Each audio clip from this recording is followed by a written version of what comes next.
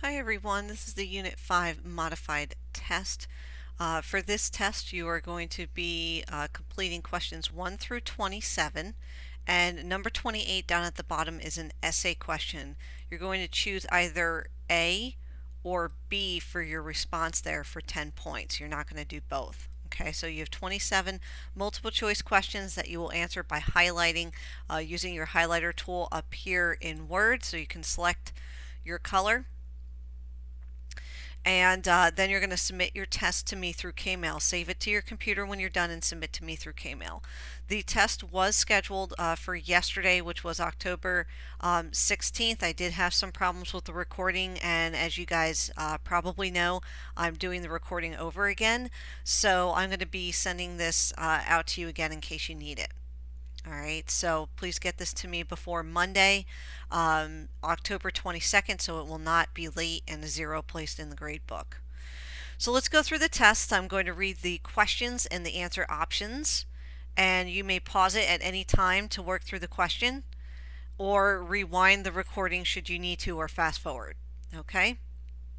Our first question: what were the foundations for many of the reform movements of the early 1800s? Politics and pessimism, religion and optimism, or culture and transcendentalism. Number 2, which leader was not a part of the abolitionist movement? Robert Owen, Angelina Grimke, or Frederick Douglass? Number 3, what was Horace Mann's goal as a reformer in the 19th century? To establish a system of religious schools so that the Christian message would be consistent, to establish a system of public schools that he felt were necessary in a democracy, or to create a system of private schools that would be affordable for most citizens. Number 4, which educator wanted to reform prisons and provide for the mentally ill? Harriet Beecher Stowe, Dorothea Dix, or Harriet Tubman? Number 5, which was a major obstacle to Emma Willard's efforts to reform education? Church groups actively worked against her efforts. Many people felt that education was harmful or unimportant for girls. Public financing was not available because of the Panic of 1837. Number 6, what word describes Lyman Beecher's efforts to reduce or eliminate alcohol consumption? Prohibition, deliverance, or temperance? Number 7, what 19th century philosophy stressed the importance of communion with nature? Nonconformism, inspirationalism, or transcendentalism? Number 8, which was expected of women in the early 19th century? Working to own property, obeying their husband, or teaching their daughters reading and math? Number 9, who was most likely to have said this? It was we the people, not we the white male citizen, nor yet we the male citizen, but we the whole people who formed the Union. Was this Henry David Thoreau, Angelina Grimke, or Susan B. Anthony? Number 10, what document is the source of this quote? Now, in view of the entire disenfranchisement of one half of the people of this country, their social and religious degradation in view of unjust laws above mentioned, and because women do feel themselves aggrieved, oppressed, and fraudulently deprived of their most sacred rights, we insist that we have immediate admission to all the rights and privileges which belong to them as citizens of the United States. Was that part of the Seneca Falls Declaration of Sentiments, the Revised Declaration of Independence, or the Proclamation on Nullification? Number 11, why were some women opposed to the idea of women's rights? They felt voting was something only white men should do. They believed that men were the superior sex, or all of the above. Number 12, what describes the idea that it was God's plan for the United States to expand across the continent? Manifest destiny, westward expansion, or divine right? How did mountain men and fur traders help open up the Pacific Northwest to settlement? They established missionaries along the major rivers of the region.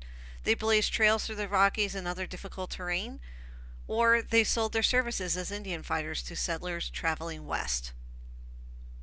Number 14, which trail served as a major trade route from the Missouri River to the Rio Grande? Was it the Arkansas Trail, the Santa Fe Trail, or the Houston Trail? Which group of settlers experienced a difficult journey along barren lands through the South Pass to arrive at the Salt Lake Basin? Were these the Methodists, the Mormons, or the Lutherans? Number 16, what did President James Polk hope to gain as a result of providing a war with Mexico? Additional territory, including California and New Mexico, clarification of the border between the United States and Mexico, or control of the Rio Grande?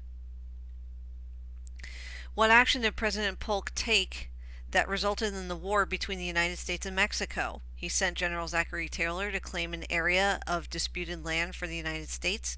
He ordered troops to invade Mexico and capture Veracruz and Mexico City. Or he refused to return Mexican land that had been turned over to Santa Anna. Number 18, what was not part of the Treaty of Guadalupe Hidalgo that ended the Mexican-American War in 1848? Mexico received $15 million. The Nueces River became the border between Mexico and Texas, or the United States received California. Number 19, what brought thousands of people to California in 1848 to 1849? The discovery of gold, religious missions, or free land? Number 20, which was not a result of the rush to find gold in California? Widespread disease, diverse population, or riches for most? Number 21 asks you, what does the red line identify? Is it the Colorado River, the Oregon Trail, or the Santa Fe Trail? Number 22 asks you to identify which letters identify territories that were ceded to the United States as part of the settlement of the Mexican-American War. Was it B and C, A and G, or A and D?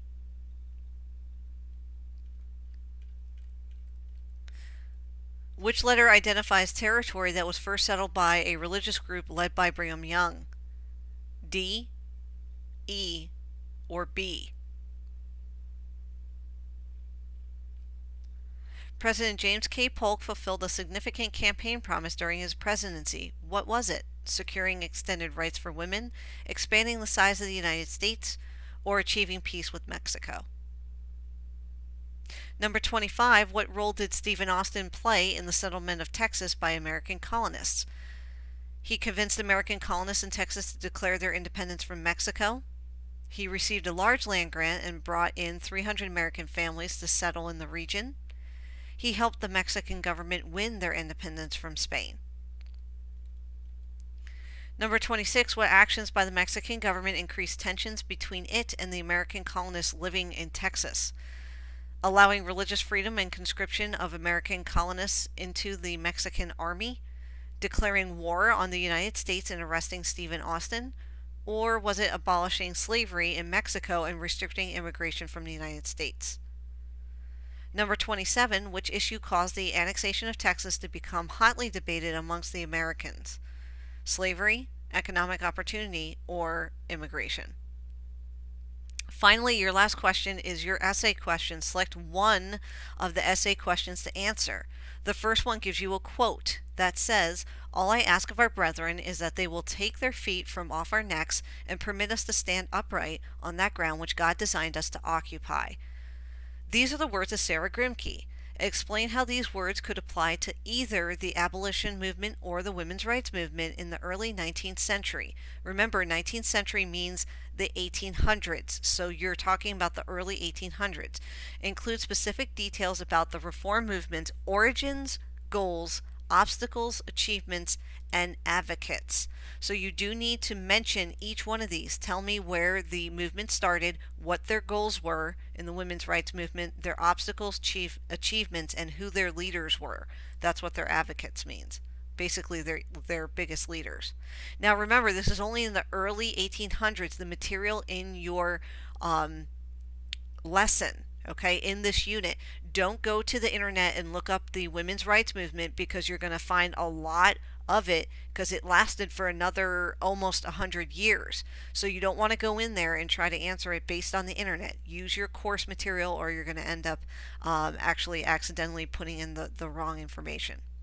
The second option is men are nearly crazed with the riches forced suddenly into their pockets, explained one gold hunter. The 49ers were men who rushed to California in 1848 to 1849 in search of gold. Were most of the 49ers successful in their search for riches? Why or why not? Support your answer with details about the gold rush. That one's a bit more straightforward. Okay, that is your Unit 5 test. If you have any questions at all, please make sure to contact me. Good luck.